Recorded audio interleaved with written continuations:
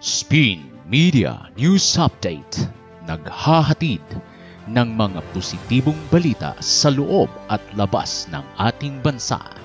Pakinggan natin ang dating Senador Manny Pacquiao na nagmamahal sa Diyos at sa bayan numero 50 sa Balor.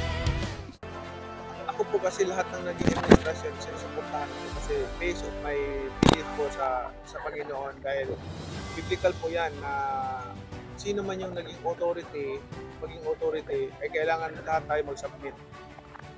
And the governing authorities is established by God and instituted by God. Sabi doon, whoever rebels against the authority is rebelling against what God has instituted. So, mag-submit tayo sa ating, kasi pag binoto natin yan, sinuportahan, ginawa nating Pangulo, mamuno sa atin, then suportahan natin, we have to submit. Secure the Philippines Initiative Network, adding value, creating significance. Kami ay para sa Diyos, para sa pamilya, para sa bayan. Spin Media.